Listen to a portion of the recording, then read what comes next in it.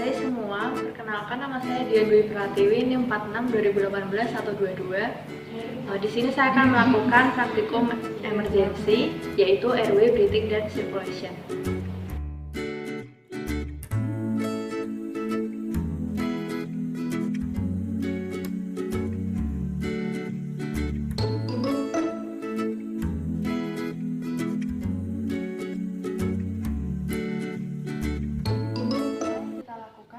Kita melakukan look, listen, and feel. Kemudian kita posisikan kepala klien dengan head tilt chin lift. Jika dicurigai tidak ada tanda cedera pada kepala, kita lakukan seperti ini. Kemudian jika terdapat cedera kepala, kita lakukan dengan jaw thrust. Setelah itu, jika pasien terdapat sumbatan di jalan nafasnya, kita lakukan finger cross. Kita masukkan jari kita ke dalam mulut pasien, kemudian kita ambil sumbatan dan masukkan ke dalam bengkok. Setelah itu, jika terdapat sumbatan cairan, kita lakukan suction. Kita gunakan dengan prinsip steril. Kita ambil suction dengan pincet. Kita masukkan selang suction ke dalam mulut pasien. Kita masukkan selama 5-10 detik. Kemudian kita buang sumbatan cairan.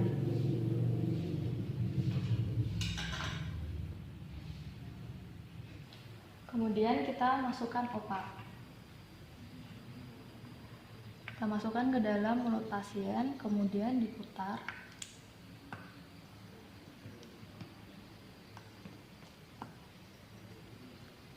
Setelah itu kita pasang amubek dan pompa selama 30 kali per menit.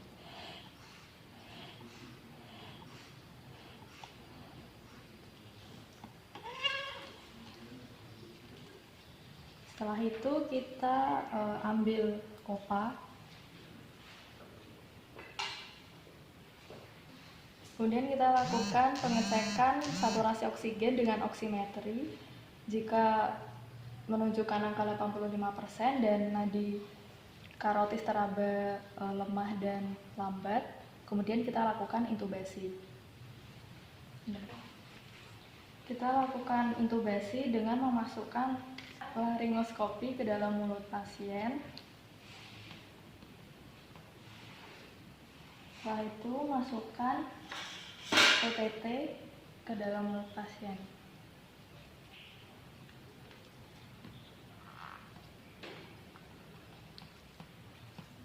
Kemudian kita fiksasi menggunakan fluid 5 cc kurang lebih sebanyak 2 kali.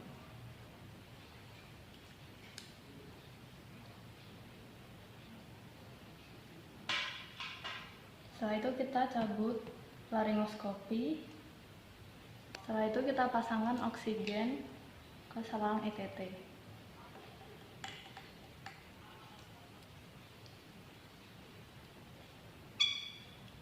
Kemudian kita lepas sarung tangan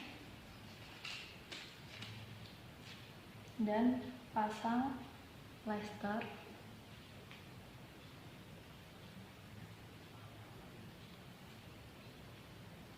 Saat memasang plester, kita lakukan dengan dililit.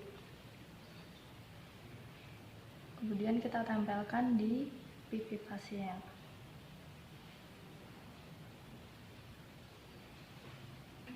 Kemudian kita cabut oksigen. Kita ganti dengan ventilator. Setelah itu kita juga mengecek saturasi oksigen dan juga nadinya.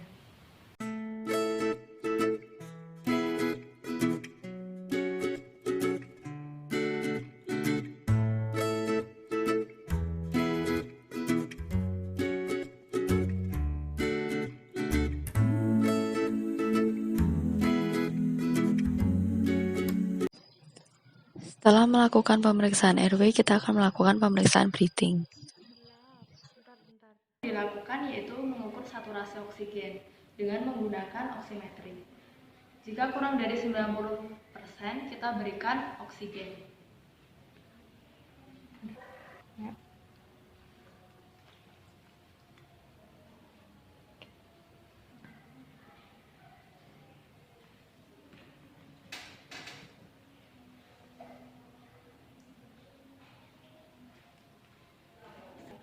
Setelah memberikan oksigen, kita cek lagi dengan menggunakan saturasi oksigen oximetry.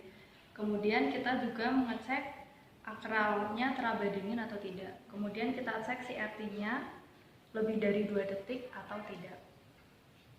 Setelah itu kita melakukan pemeriksaan pada dada. Kita cek dengan menggunakan IAAP, inspeksi auskultasi, perkusi, dan palpasi. Pertama yang dilakukan yaitu dengan mengecek inspeksi. Kita lihat apakah ada pergerakan pada dinding dada. Kemudian kita cek auskultasi.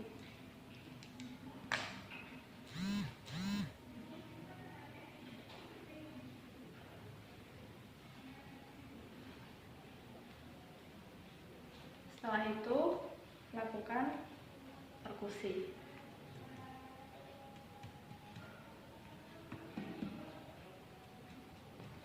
Dan yang terakhir yaitu palpasi.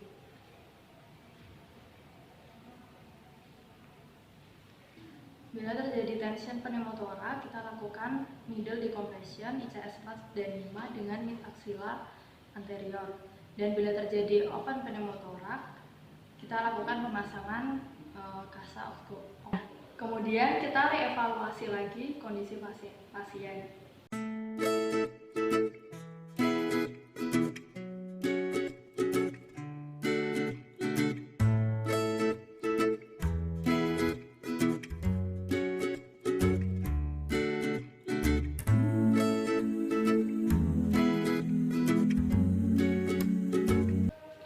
Setelah melakukan pemeriksaan pada airway dan breathing, kita akan melakukan pemeriksaan pada circulation. Yang pertama, ada 2 pemeriksaan, yaitu tanda-tanda shock dan tanda-tanda perdarahan. Pada tanda-tanda perdarahan ada 3 pemeriksaan, yaitu kita periksa tekanan darah dengan menggunakan tensimeter. Kemudian kita juga memeriksa respirasi, apakah pasien bernafas atau tidak. Kemudian kita juga mengecek pada nadi pasien. Setelah itu, jika perdarahan sedang hingga besar, biasanya tekanan darah cenderung menurun, tetapi jika respirasi dan nadi meningkat. Setelah pemeriksaan tanda-tanda perdarahan, lakukan pemeriksaan tanda-tanda shock, yaitu yang pertama kita periksa wajah pasien, terlihat pucat atau tidak. Kemudian kita raba akral pada tangan, apakah teraba dingin atau tidak. Kemudian kita raba pada kaki, akralnya teraba dingin atau tidak. Kemudian kita cek juga di ujung-ujung kuku pasien ada sianosis atau kebiruan. Kemudian kita juga mengecek CRT-nya lebih dari 2 detik atau tidak. Untuk memeriksa tanda-tanda shock, kita juga bisa melakukan palpasi pada arteri radialis. Kita cek arteri radialis, jika tidak teraba, kita bisa mengecek pada arteri karotis. Setelah itu kita mengecek apakah ada perdarahan aktif di seluruh tubuh, mulai dari kepala sampai dengan kaki. Jika terdapat perdarahan, kita lakukan dengan 3T, yaitu tekan, tutup, dan tinggikan. Setelah itu, kita lakukan pembidaian. Pada pasien yang mengalami masalah sirkulasi biasanya mengalami kekurangan cairan. Kita bisa memasang infus dengan IV jalur 2 line dengan jarum besar dan dialirkan di 2 jalur.